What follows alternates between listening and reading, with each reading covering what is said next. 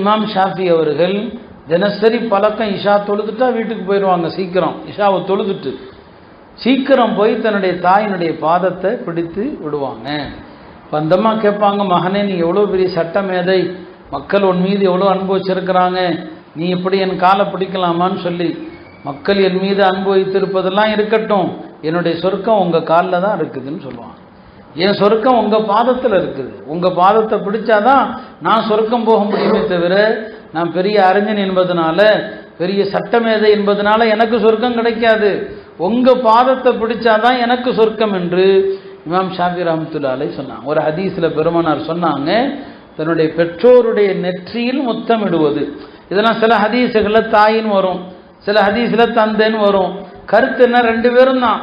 தன்னுடைய தாய் தந்தையருடைய நெற்றியில் பிள்ளைகள் அன்போடு முத்தமிடுவது, இந்த முத்தம் நரகத்துக்கும் அவருக்கும் திரையாக அமையும் சொன்னான். இதெல்லாம் என்ன, பாசத்தை வெளிப்படுத்துறது தானே. இந்த மாதிரியான அன்பை இன்னைக்கு எங்க பிள்ளைகள் பெற்றோர் மீது காட்டுறாங்க? வயதான பெற்றோர்களிடத்துல நின்று நிதானமா முதல்ல பேசுறாங்களா? வயசான பெற்றோர்களிடத்துல என்ன ஏது அவ்வளவுதான், எல்லாம் ஒரு 2 நிமிஷம் சுகுல முடிச்சிடறது. அவங்கள்ட்ட உட்கார்ந்து பாசமா சொன்னாங்க, நெத்தியில முத்தமிட்டீங்கன்னு சொன்னா அது நரகத்துக்கும் உங்களுக்கும் இடையிலான ஒரு திரையாக அமையும் என்று பெருமானார் ஸல்லல்லாஹு அலைஹி வஸல்லம் சொன்னாங்க. ஒரு நாள் காலையில் நபிசுல்லாஹ் காலையில் ஃபஜ்ர் தொழுது விட்டாலே அவங்க கண்ட கனவுகளை பற்றி சஹாபாக்கள்கிட்ட சொல்லுவாங்க. சஹாபாக்கள் கனவு கண்டா அதையும் கேட்பாங்க. ஒரு நாள் சொன்னாங்க, நேற்று இரவு நான் கனவுல சொர்க்கத்துக்கு போனேன். நபிசுல்லாஹ் அவங்க கனவுல சொர்க்க நரகத்தை பல தடவை பார்த்துருக்குறாங்க.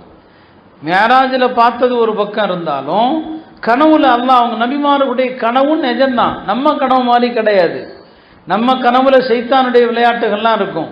நபிமார்கள் கனவு கொண்டாங்கன்னா அது நிஜத்தில் பார்க்குற மாதிரி தான்.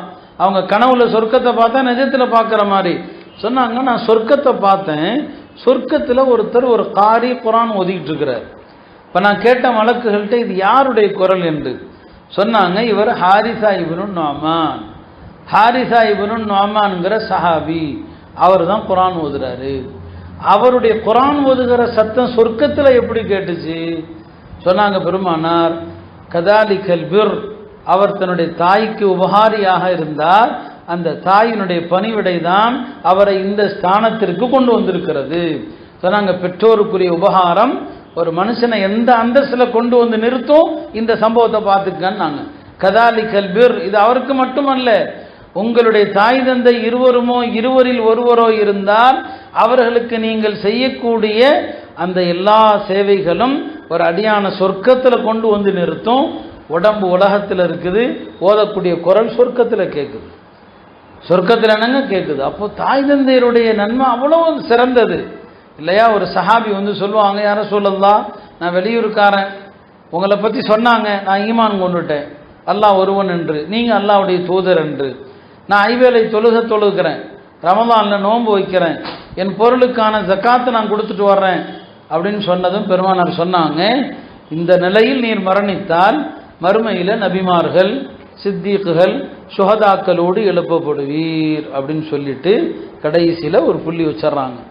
பெற்றோருடைய மனதை புண்படுத்தாத வரை நீ சேர ஈமான் கொண்டது, தொழுகிறது, நோன்பு வைக்கிறது, ஜக்காத்து, இதெல்லாம் நபிமார்கள் சித்தீக்குகள் சுஹதாக்களோடு உன்னை கொண்டு வந்து சேர்க்கும். ஆனால் பெற்றோரை நீ புண்படுத்தி இருக்கக்கூடாது. பெற்றோரை நீ புண்படுத்தி இருந்தால் இதெல்லாம் போச்சு, வீணா போச்சுன்னு சொன்னாங்க. அப்போ நீங்கள் எவ்வளோ பெரிய தியாகங்கள், எவ்வளோ பெரிய அமல்கள் நீங்கள் செஞ்சாலும் சரி, உங்களுடைய தாய் தந்தையரை நீங்கள் கஷ்டப்படுத்தி இருந்தீங்கன்னு சொன்னால் அது உங்களை நரக படுகொலியில் தள்ளிடும்னு சொன்னாங்க. ஒரு மனுஷன் செலவு செய்யக்கூடிய அந்த பணம் இருக்கு இல்லையா, அந்த பணத்தை பெருமானார் சொன்னாங்க, செலவு செய்யக்கூடிய பணம் 5 வகையாக இருக்குது. அந்த காலத்தில் தீனார் தங்க காசு, தங்க காசு 5 வகையான தங்க காசு. இந்த 5 வகையான தங்க காசை ஒருத்தன் 5 வழியில் செலவு செய்யலாம். அதில் சிறந்தது என்ன பெருமானார் பட்டியலிடுறாங்க. ஒரு தீனாரை ஒருத்தன் தன்னுடைய தாய்க்கு கொடுக்குறான், இதுதான் உள்ளதிலேயே சிறந்தது. இன்னொரு தீனார் தன்னுடைய தந்தைக்கு கொடுக்குறான், இது அடுத்த கட்டமாக இது என்னங்க சிறந்தது.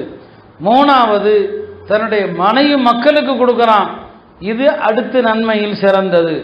4வது தன் குடும்பத்தில் உள்ள சொந்த பந்தங்களுக்கு கொடுக்குறான், இது 4வது அந்தஸ்தில் உள்ளது. அடுத்து சொன்னாங்க பாருங்க, நன்மையில் ஆக குறைஞ்சது என்ன தெரியுமா? ரொம்ப பேர் இன்னைக்கு தீனை தப்பா விளங்கி வச்சிருக்கிறான். நன்மையில் ரொம்ப கம்மி என்ன தெரியுமா? அல்லாஹ்வுடைய பாதையில் செலவு செய்யக்கூடிய தீனாருன்னா.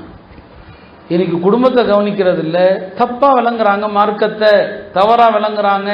இதை யார் எப்படி புரிஞ்சாலும் சரி, நன்மையில் ரொம்ப குறைஞ்சது அல்லாஹ்வுடைய பாதையில் கொடுக்குற தீனாருன்னா. இந்த ஹதீஸை நல்லா ஞாபகம் வச்சுக்கங்க. உங்களுடைய தாய்க்கு கொடுக்குற பணம், உங்களுடைய தந்தைக்கு கொடுக்குற பணம், மனைவிக்கு கொடுக்குற பணம், சொந்த பந்தங்களுக்கு கொடுக்குற பணம், இதான் வரிசை.